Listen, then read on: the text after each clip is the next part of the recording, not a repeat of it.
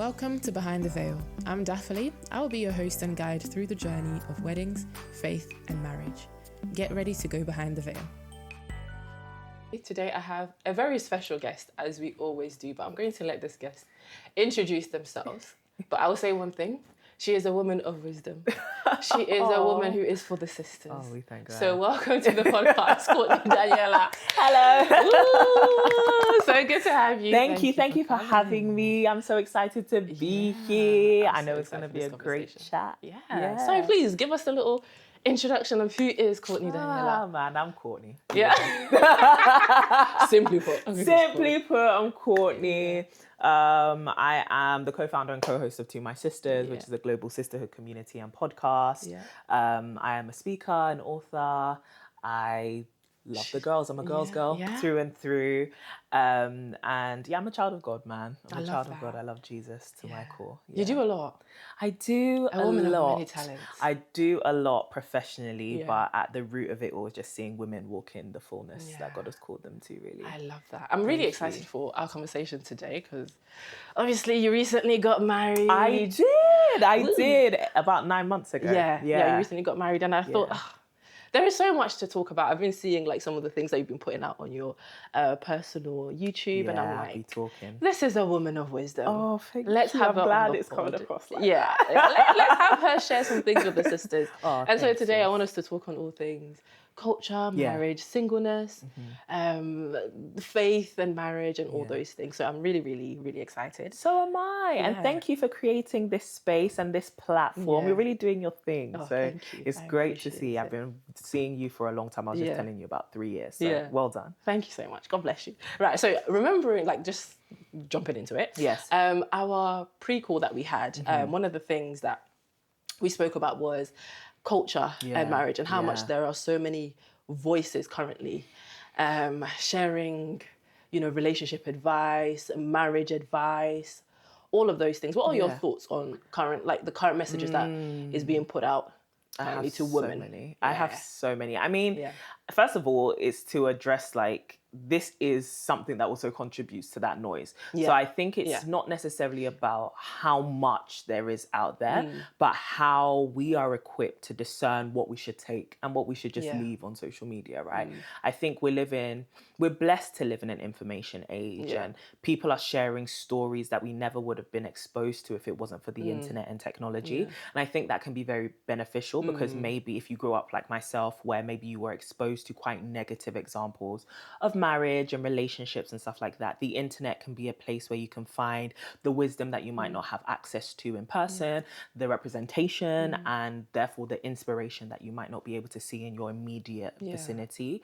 And so I think that's a very beautiful thing. But where I think it can become confusing is when you have contradicting messaging around who you should be, what you should do, and you haven't necessarily been equipped with the simple reality that your wisdom is your marriage, is going to be very unique to you. Yeah.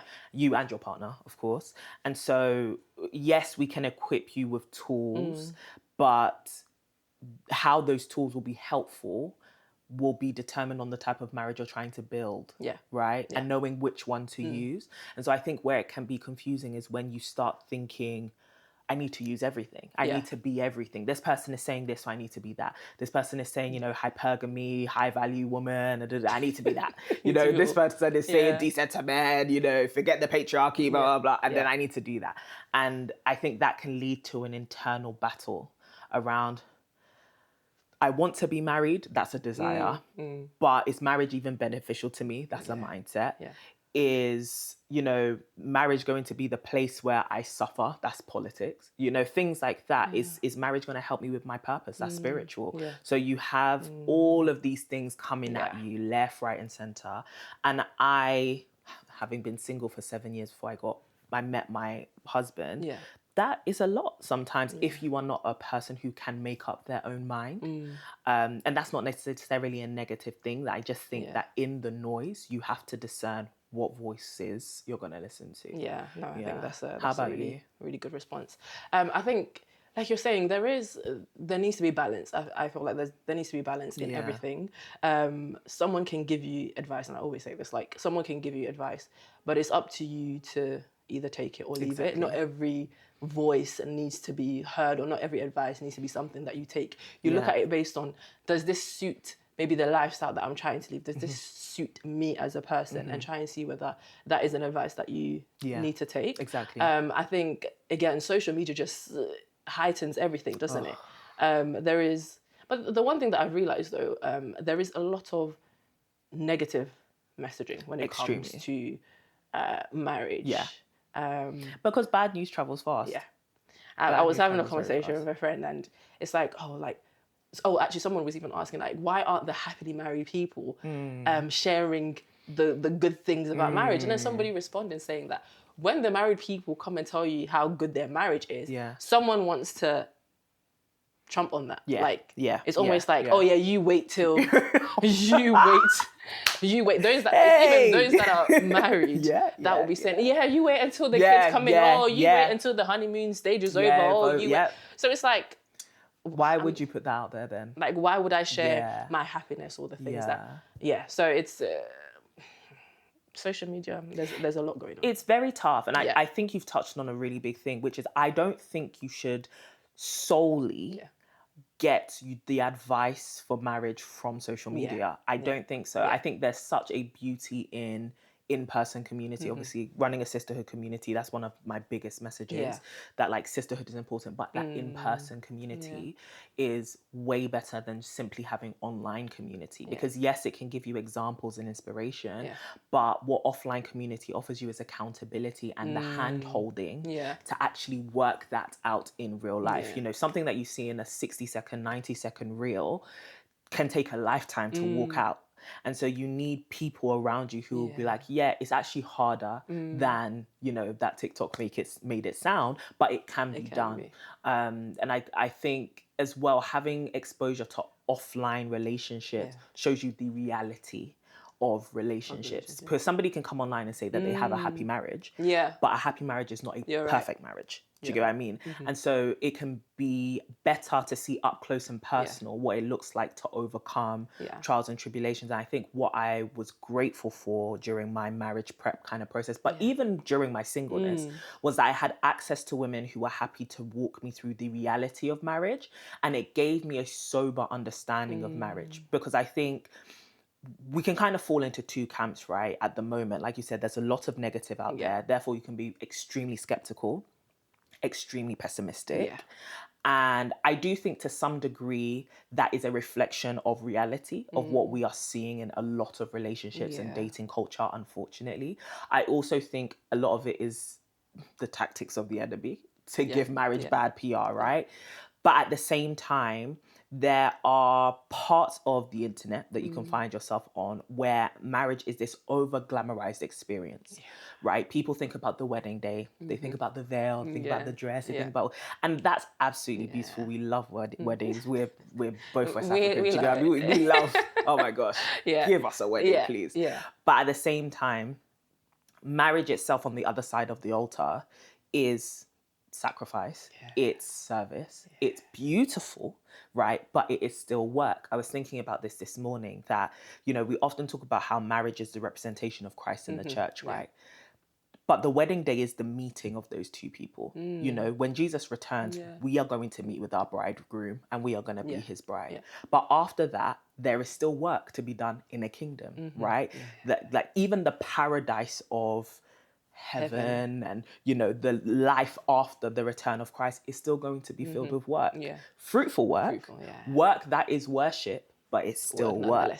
Exactly. So sometimes we can have this over glamorized idea of, marriage is the promised land, and when we get there, we're just gonna be living and chilling and all of that stuff, and people long for it, but then they can walk into it and have this unrealistic expectation for them, their partner, but also for themselves about who they'll be, what they'll do, what they will and won't have to learn. And so I think we need to strike a balance. I think we're living in a time where people love to live in the extremes. People love to live in the extremes. And I think the essence of wisdom is bringing people back to the center of balance.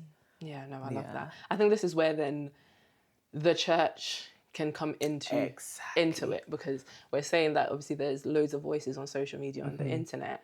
I think where we could also get grounding and be able to discern whether this advice that's being given here, does it fit with the idea or the thoughts that Christ has towards this thing? Exactly. Right? What do you think? What are your thoughts in terms of like how do you think the church has prepared or is preparing, specifically let's speak to women, for marriage? Do you think that they're doing a good job? Is there something that is missing? Is there something that is not enough in the way that marriage? It sounds like you got something to say, girl. I want to hear your thoughts. I have some thoughts. Okay. Yeah, no, I think because as you hear, especially in the Christendom, like there is this whole idea. I think we're going to go into this a little bit later, but the idea of idolizing marriage, and I think you kind of almost touched on it at the beginning. And I think within Christianity, I think that we are really pushing towards that, especially for women. Yeah, more so I completely agree with you. I completely agree. Yeah. So I think, obviously, we as a generation, I'm assuming we're both like Gen Z, millennial, right? So I think we need to have reverence when we talk about the church, most definitely. Yes. So I have definitely in my youthful days been a bit more, the church is this, the church is that, but I can see how sometimes that can be negative and unhelpful for the fact, and to be honest, underrepresentative of how impactful the church is and how it can be. So for example, for myself, a lot of the positive examples of marriage that I found were in church. That's right. Amazing, a lot of the people who counseled myself and my husband into marriage as two people who were coming from divorced homes, homes where we saw a lot of dysfunction, it came from counsel that we had found in the faith. And I think it's important because as Christians, we're coming with this perspective that marriage has a specific purpose, which is to reflect the glory of God and to do his work, right? And so with that, you do need people who are going to guide you with that perspective. Now, where I think things can be helpful, marriage counseling, premarital counseling for us was very helpful, right? But I think it was because our pastors took the lens of, we are not imposing our personal views upon you. Yeah. We want to equip you with a framework and with tools, but you have to walk it out and do the work. Yeah. And I think that was very helpful because not every pastor is equipped to counsel without fully removing themselves, if that makes sense. You know, some people impose themselves too much into the process. And I don't think that's effective counseling per se. So I'm grateful for that. And I think when a church can harness this system for counseling, it can equip young people really, really well. And so I always recommend for people to do the premarital counseling process, but make sure that they're doing it in a stable environment.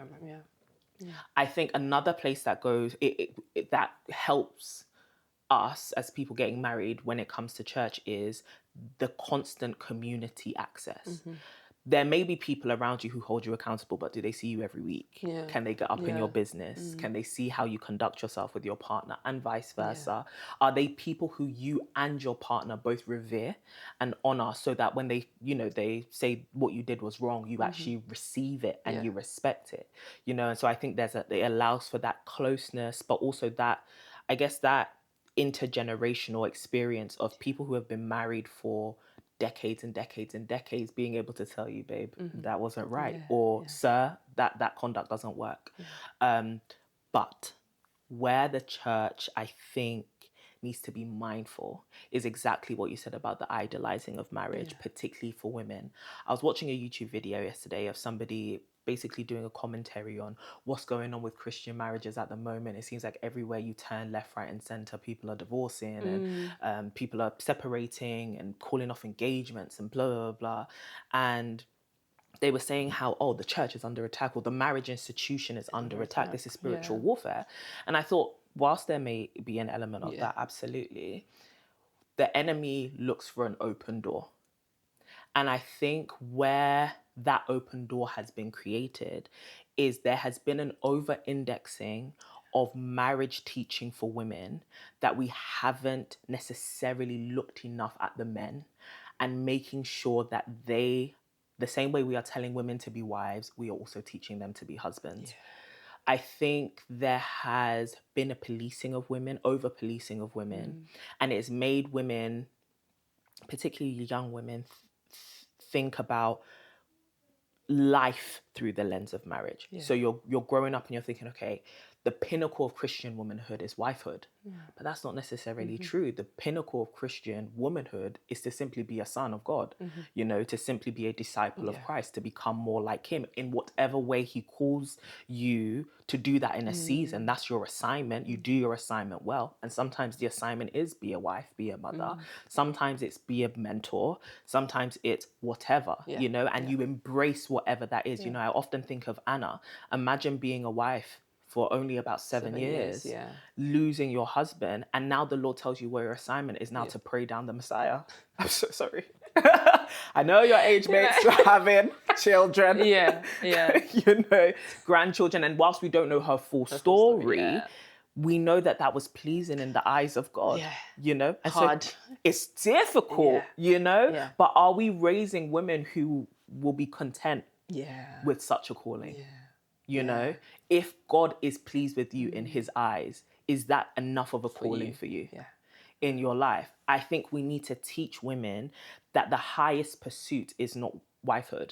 It's the pleasing of God, right? That when in the parable of the talents, the master comes back and tells them, well done, my good and faithful servant, come and share in your master's happiness. I think we need to make our North Star sharing in the master's happiness. Right? Not just getting our dream life and not just getting our goals ticked. But I digress. I think we have coached women into that mindset and it does become idolatry at some point. But I think where the enemy can swerve in is when we think about that analogy of Christ, or the imagery, of Christ and the church being one. And that being what marriage is called to reflect. What I take from that, and you have to do a lot of learning into it and reprogramming your mind from what culture, mainstream culture tells you, but it puts the responsibility mainly on men to love their wives in a way that produces an environment so conducive for them to have, both of them, to have that type of marriage, right? So a culture of sacrifice, a culture of love, a culture of honor, even when one party is misbehaving. But I think we've subverted that message and we want to see that type of Christ-like love and depth produced in women, but we haven't discipled the men to have the same. And so when I say, you know, marriages are under attack, my question is, maybe now the enemy isn't talking to Eve anymore, he's talking to Adam. Do you get what I mean? And we as a church body need to equip men to understand, hey, it's not enough to just want a wife, you must want to be a husband. And that is a role. You are not simply a husband because you're now a grown man.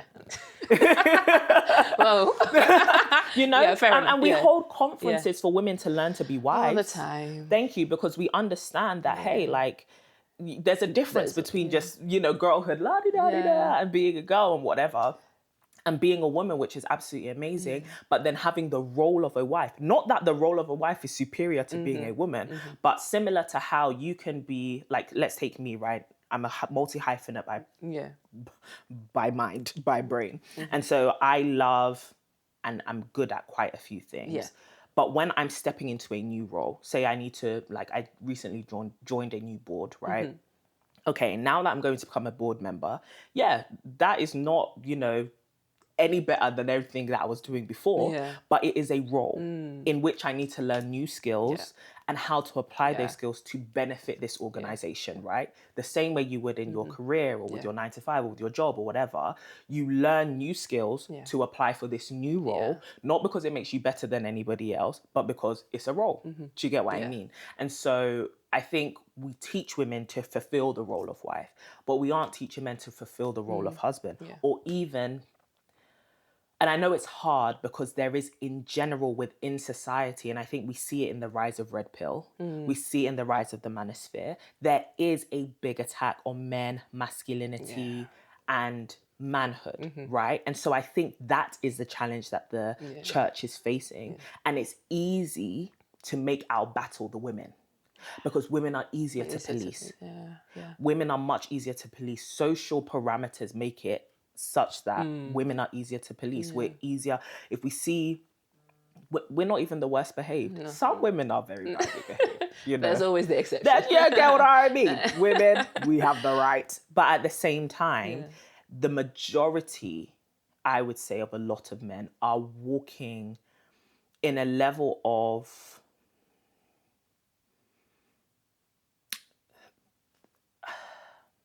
I was going to say something, but I feel like it would be a bit harsh and uncompassionate. I think they're walking in a level of isolation that doesn't allow for discipleship to really allow them to be formed into who God wants them to be. It's funny you say that, because I recently saw a video of a guy.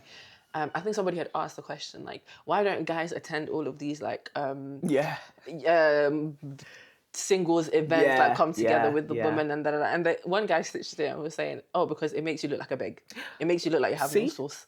It makes so it's really interesting. So everybody was like, never really thought about it that way. Like, it makes you look like a beg. So are you saying that the women look very beggy as they're coming to all of these? But that's a really great things. point, right? And I think, unfortunately, women have been put in that position where it's like strategic position. You know, when it's just like, we went from being told, don't be a pick me, to strategically position yourself. I don't know what they thought they did with that roof term. I don't know what they thought they were doing with that. But it's all, in essence, the same thing. The same thing. And I think marriage is a beautiful thing. And I see the value of a good marriage for women. Yeah. I think that it's a very great, beneficial, strategic partnership. But I think we also need to teach men that this is a very beneficial, strategic partnership for you, but you also have to pull your weight in it. It's not just in getting a wife like she is a possession and then putting the onus of a good marriage on her. And unfortunately, I think a lot of us can relate to seeing previous generations of us. Our mothers, our aunties, our grandmothers, they carried their marriages on their back. And sometimes their husband was on their back too, But it's actually being like, you know what, the Christ-like thing to do is to put your marriage on your back, right? And sometimes that looks like carrying your wife, and sometimes that looks like both of you being yoked and carrying it together. Yeah. No, I think you've said a lot there. I have. Sometimes I talk too much. No, I love it. It's all wisdom. In terms of how the church prepares, whether it prepares women for marriage. But I think I had this thought of like, the church, they do what they can to prepare women for marriage, but I feel like they prepare women more to desire marriage. Absolutely. What I mean by that is obviously the church will speak about the covenant of marriage being godly and all of those things, making you understand that. But when it comes to the practicalities of teaching women who they are outside of marriage and just being able to better themselves outside of thinking this is for marriage, because then some people begin to see marriage almost as a prize or a reward for their self-development. A reward for, being faithful, being obedient to God. And then what if you've done all of those things and then the age comes and you still haven't found someone? Then what? Then you feel like God cheated you. Yeah. I completely agree with you. I think it's because obviously culture is changing, society is shifting. It's only in very recent times that we have been able to really imagine that a woman, not even just imagine, but see a woman thrive in career, thrive financially, right? It's not that women haven't been working. Like my grandmother, she was working from day. Do you get what I mean? Great. It might not especially look like black women. We've been working. Do you get what I mean? Like black women have been working, women have been working. However, the financial freedom aspect is very new. Very, very new. For women to have financial autonomy, oh my gosh, very, very recent times. And so I think it's now that all social spaces, including the church, are catching up to teaching women about what it means to have a calling, not just outside of marriage, but broader than marriage. Like, yes, marriage is one of the areas where you're going to have a calling, right? And the calling is simply be my disciple, make disciples. That's literally it. Be my disciple, make disciples in simple terms. But marriage is one of the ways that can manifest. One of the ways. And so within your career, within your business, within your, what does fulfilling that assignment actually look like for you? And I think we need to teach that more. I also think teaching it from that holistic point of view of how can you, as a woman, be an effective disciple of Christ, will equip women with the, again, tools that they need to navigate all aspects of life, not just marriage, you know? Because you can see, and we see this a lot, like talking about sisterhood and friendship. A lot of women at least think they have the tools to navigate romantic relationships, but they don't know how to exercise those same things in friendship, in their career, in anything else, because they've just been told, prepare yourself for marriage, prepare yourself for marriage. But there's life to be lived. That's one thing. Actual life to be lived. That's literally one thing that when like some of my friends and people ask me questions about, oh, what would you do in this? What would you do in that? Or is this specific to marriage? I'm always thinking like all these things that we're talking about, it doesn't necessarily only cater to marriage. You know, me being someone who is able to communicate is not only going to help me in my marriage, it can help me in my other friendships, in business and everything else. I think sometimes we become we have a zoomed in view of, okay, these things are only relevant to marriage. We can't see beyond that. And I just think it's really important to not zoom in too much. And I think even as far as to say, sometimes we think marriage is the only thing that deserves that version of that. Right? Marriage, my marriage or my husband is the only person who deserves the best version of who I am. That's not true. Your siblings deserve the best version of you. Your parents deserve the best version of you. Your friends, your girls deserve the best version of you. Your church deserves the best. Like, your work deserves the best version of you. You can't think that because you can't be faithful or you're unfaithful in all these other areas, but you'll be faithful in your marriage to pleasing God. It doesn't work that way. Every other space is a testing ground for that. It is also a place where God deserves to be glorified, no? And so I think as women, when we are taught, hey, being a disciple means that everywhere you carry these qualities, you carry these virtues. You're not just a virtuous woman to your husband, you're a virtuous woman full stop. Because regardless of whether you're his missus, you're Christ's bride. Absolutely. And so simple as, you carry yourself in that way wherever you go, single, not single, young, old, whoever you are, that's what you were called to be. No, I think that's, in Christianity, that's what it's all about. All the things that you are developing is supposed to be seen in every area of life. It's not supposed to be like this, or compartmentalization, if that's the word. Of like one specific thing, or this just goes to that. And this, you know, is for, I think it's really important to kind of look at things holistically. Now, talking about desire, and actually I was even watching a recent episode that you put out on your channel, speaking about idolizing marriage, and you were accused. You were accused. They've been throwing accusations at me, definitely. I'm telling you, I'm even scared sometimes. You were accused. Since obviously you've been married and you've come back on your channel and you've been dropping gems about, you know, through your singleness and all of that, and how you met your husband. And some people have looked at that and thought, okay, you're talking too much about marriage now. That must mean that you're idolizing marriage. Can we talk about, you know, where is the line, you know, between just desiring marriage and then idolizing? That's a great question. That's a great question. So I think, I don't want to come up at this from a defensive point of view, because I don't actually think that's helpful. And one thing that I said in that video was, for me, it's never about defending myself. I think it's about using those comments as an opportunity to have a wider discussion about what's actually going on here.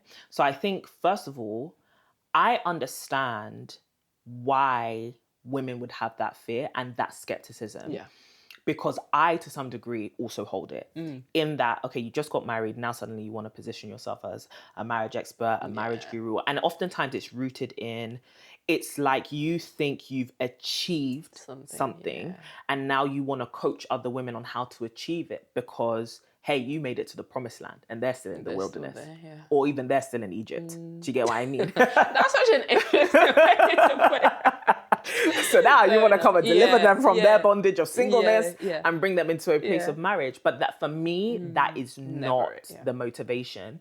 I think for myself, for context, I grew up seeing women suffer a lot at the hands of men, if I'll be honest. So a lot of the charities that I currently work with, a lot of them deal with domestic violence, child marriage, sexual exploitation, things like that, because I saw how devastating it is to see a woman broken down by marriage, sex, the politics of it all, and the culture that can surround it, that can make it a losing game for women.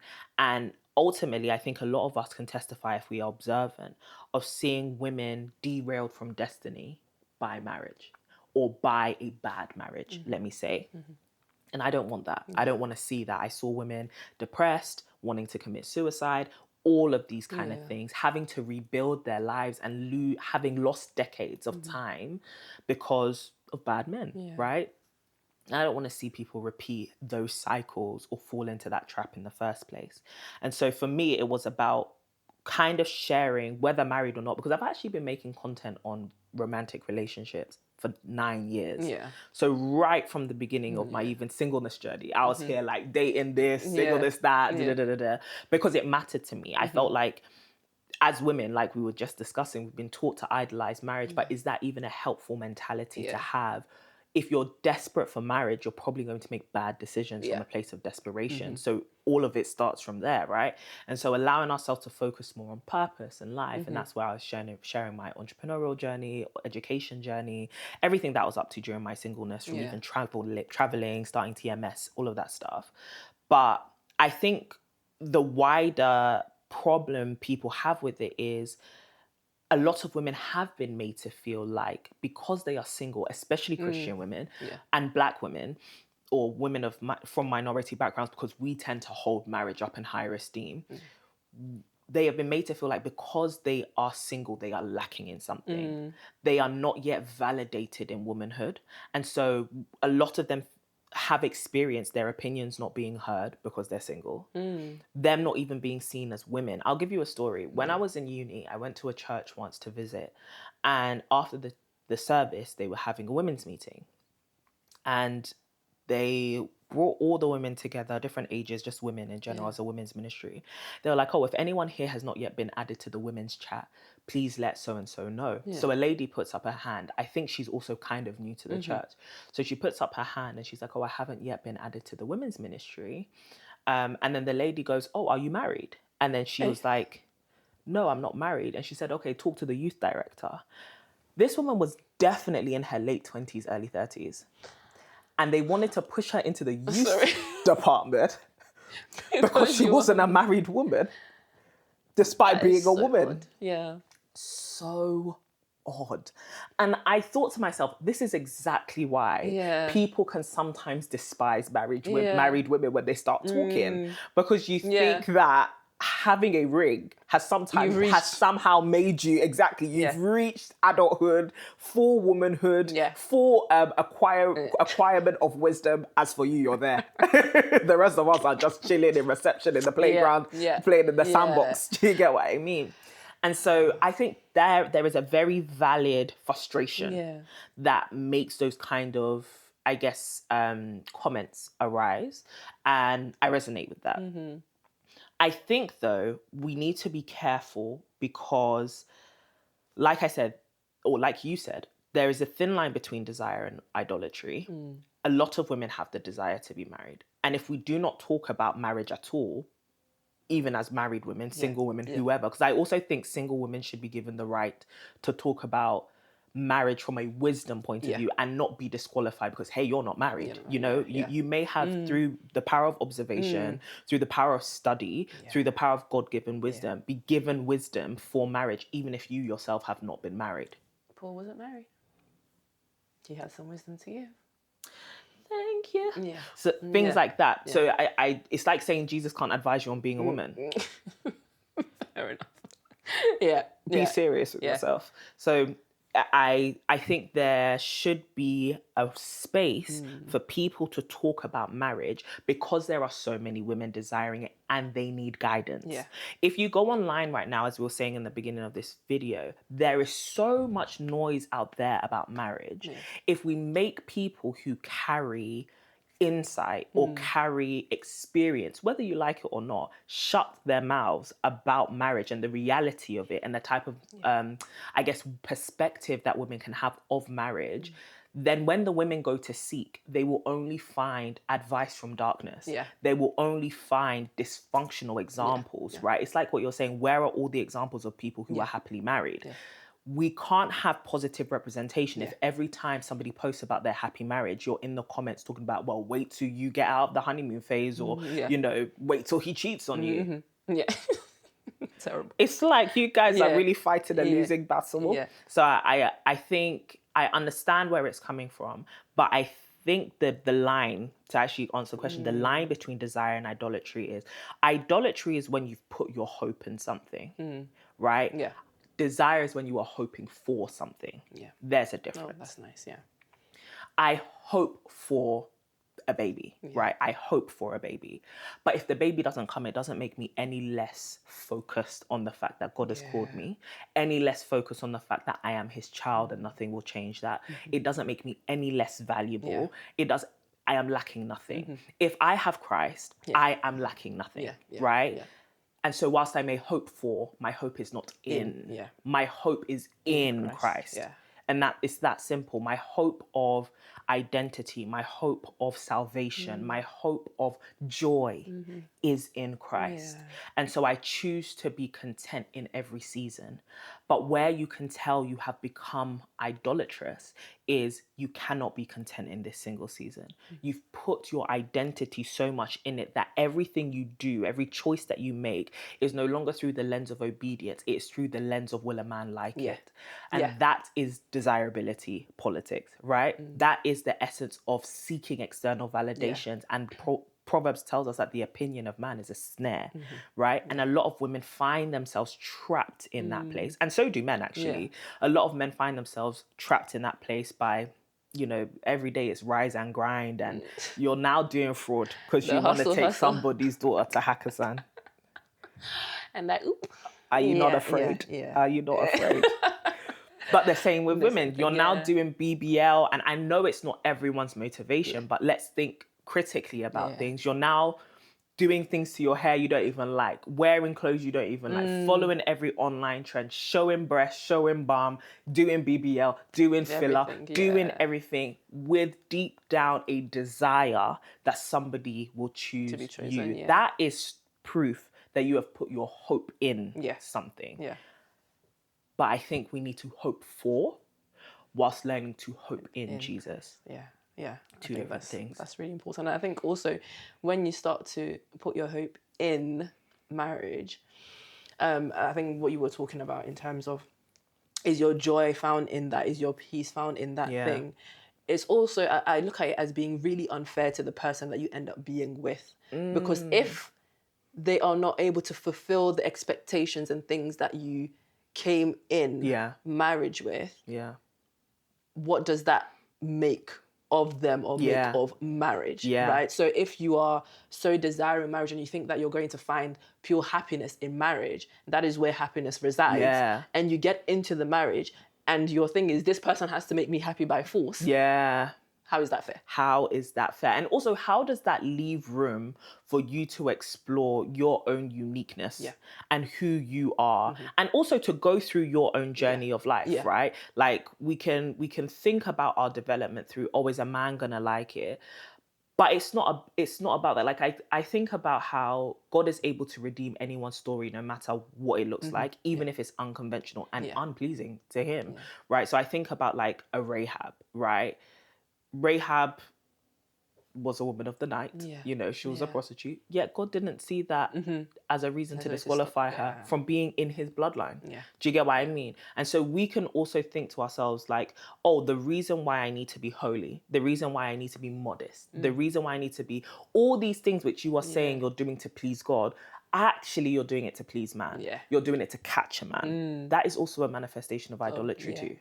And so allowing yourself to go through your own process, I think that allows you to uniquely love yourself, love the Lord, be submitted to him, and therefore see your husband as a human being and not a savior. Yeah. Right? Literally. Actually go into the relationship thinking, you know what? You're a unique person just like me. Yeah. You have a journey just like me.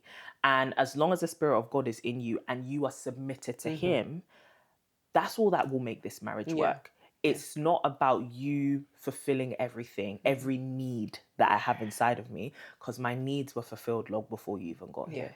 Right? Or I've learned to have my needs fulfilled outside of you. You know, and I think that's a beautiful journey for every woman to go on, to learn to be content with you and the Lord and who he's formed you to be, long before you have somebody else's validation through the form of having a ring. Yeah. Fabulous. No, I think those things are really important, because I think when people would also say like, oh yeah, you got married and you know you've forgotten all about your friends and all of that. I feel like that is a fruit of idolizing marriage, because you so wanted this terribly. Now you're in it, nobody else matters, nothing else matters. Your ambitions don't matter anymore. You know, your friends don't matter, and your family doesn't matter anymore, and it becomes like this person is your whole world. And I don't know that is the kind of life that you should desire to live, because if that gets taken away from you, like we were talking about Anna before, she was married for only 7 years and the man was gone. Like what becomes of you? What do you have left? What becomes of What you? do you have left? There's also been this movement of disentering men. men. Decentering men.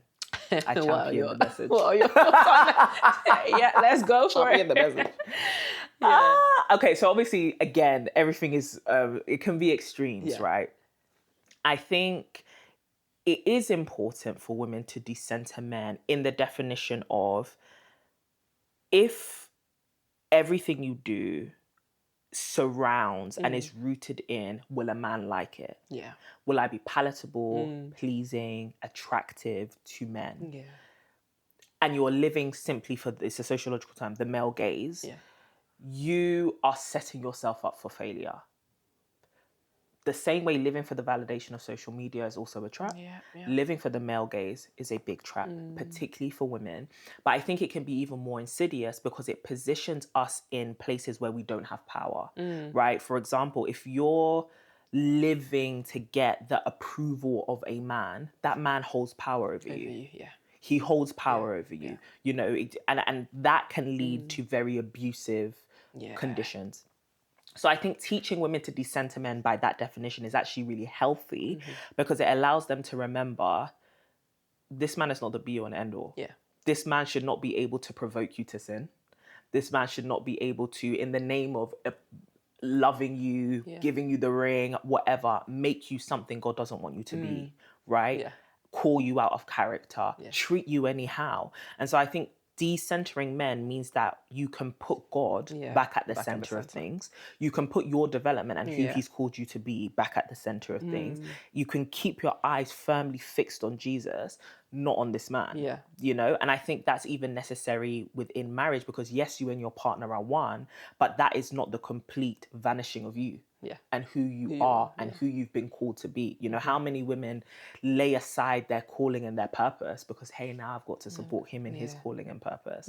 Okay, but his responsibility is also to make sure you manifest yours, right? And so is he even doing his job? Do you get what I mean? But because we can idolize and we can center so much, we can push ourselves to the sideline, forgetting that God will still hold us accountable to what we did with our lives.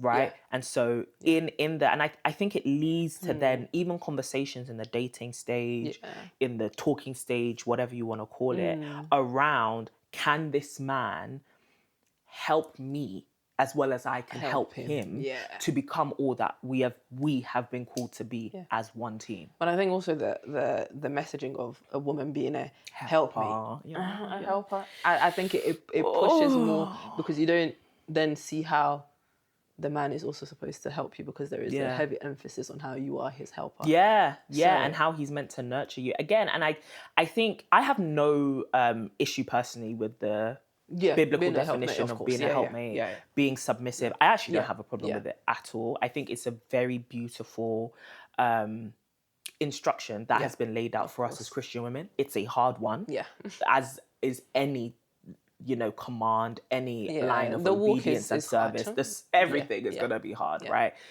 But I think it's beautiful in its biblical definition. Now, in its cultural application, that's where I do sometimes have many problems, because its cultural application forgets to pair it with the love of Christ, right? A woman being submissive, a woman being a helper should not result in the demolition of that woman. So demolition. Demolition. It's more than a destruction. It is a complete breaking apart. No, I hear it. No, it's actually a demolition. Yeah. I don't think that's what Paul was trying to say when he was talking to the people in Ephesus. I genuinely think that if we must teach people, and we must be people who are building marriages that are purely based on Christ's depiction with his church. And that is a two-way street. Now, it can be, and this is something that I mentioned earlier, doing something in theory and doing something in practice are two different things. And there are some times in the road where it's like, well, he doesn't love me. Well, you still have to be submissive at the moment. But submission doesn't look like being a doormat. No. Right? You can be submissive and still be wise enough to have boundaries that protect your physical body, your mental health, and things like that, right? And I think the church must also be supportive of that. Things, I was going to say something, but it's going to take us down a whole other rabbit hole. Come on, say it. I'm not going to, Daphne. You're going to get me in trouble. So, but what I will say is that when it comes to this, the way we teach submission, the way we teach being a helper, we must look at the biblical example of how the Holy Spirit is the helper, how in that he comes alongside, he helps to form us into the image of God. He's not forceful. He's not forceful. He's not abusive. He doesn't even condemn, right? He still has the character of God, right? And so that is also who we should be. But also we want to have the pairing of then having men who know what it is to love like Christ to the point where their wife would never have to feel like submission, whilst it may be hard, it is not worth it. Right? Because when we think about it, submission to Christ is really hard. But yet we still do it because he first laid down his life for us. His submission to the Father's will was the perfect and first example of what it looks like to lay your life down for the one you love, right? And so we must be people. And again, that's even an understanding you cultivate outside of marriage. That is the essence of discipleship. If you want to follow me, pick up your cross, right? Pick up your cross. I picked up mine. You pick up yours.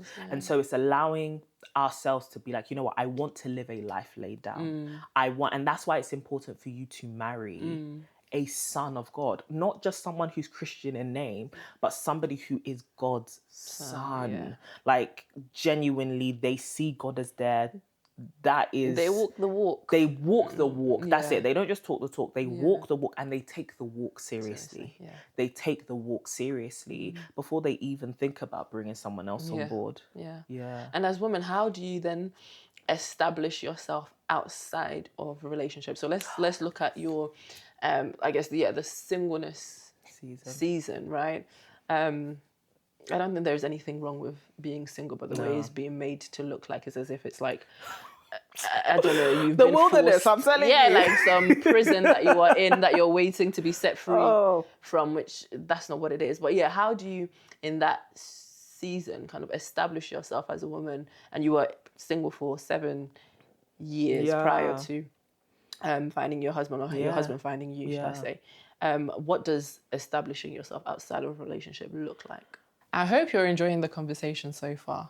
Today we've explored the messages that women are receiving about marriage, identity, purpose, and keeping Christ at the center. But we're not yet done. In part 2, Courtney tells us her personal story, including her 7 years of singleness, choosing her husband, discernment, and what has surprised her about marriage so far. So make sure that you're subscribed, and I'll see you in part 2.